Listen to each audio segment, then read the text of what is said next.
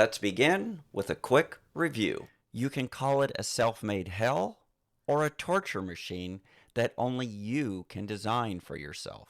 Now, whatever you call it, the important thing to remember is that you made it so you can dismantle it.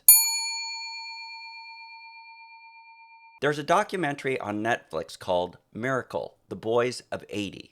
The miracle was when the underdog U.S. hockey team beat the Soviet Union and then went on to win the gold medal. Here are all 20 members of the team on the podium at the end of the medal ceremony. One of them did not play a single minute during the entire Olympics. That player was Steve Janasak. Now, in the spring of 1979, the year before the Olympics, Steve Janasak was the goalie for the University of Minnesota who won the national championship. He was the MVP of the national championship, and his coach was Herb Brooks. And Herb Brooks, Steve Janasak's college coach, was chosen to be the coach of the men's 1980 U.S. Olympic hockey team. And after he picked Steve Janasak to be one of the two goalies for the Olympic hockey team, Steve Janasak had the reasonable expectation that he would play in the Olympics. But it was Jim Craig, the other goalie selected for the team, that got all of the ice time. Here's how Steve Janasak explained it. Herb was actually very clear that he was going to play Jimmy through the whole thing. He was upfront about that, and I respect that. I just did what I could do. At the Olympics, Steve Janasak had a choice. He could have focused on what did not happen, or he could accept what did happen.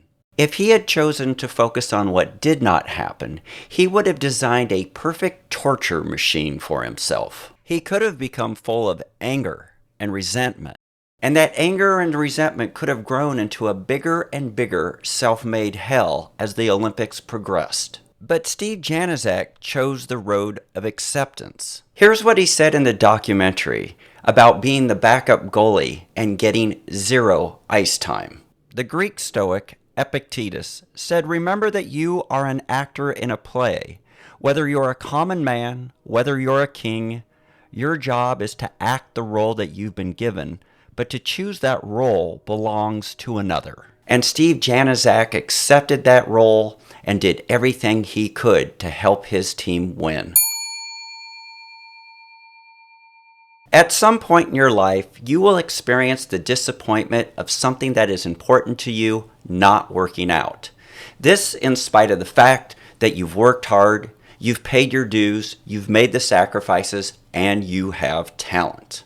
When you experience that kind of disappointment, you can choose the road of a self-made hell full of resentment, anger, bitterness, and envy.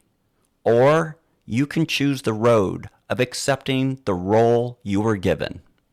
Steve Janasak, an extremely talented goalie, worked his butt off for many years to get the opportunity to play in the Olympics. But when it didn't happen, he chose to support his team in every way that they needed to be supported. On January 7th, 2019, this was posted on the 1980 Miracle Hockey Team's Facebook page. Today, our teammate, number 1, Steve Janasak, turned 62.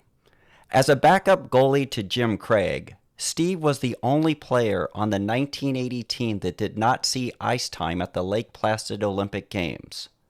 Any one of us will tell you that number 1 was our MVP, the ultimate teammate and an integral part of our team winning the gold. Disappointment is inevitable. How you respond to it is up to you. And if you're wondering how you should respond to it, look to Steve Janasak's example. He gave us all a blueprint.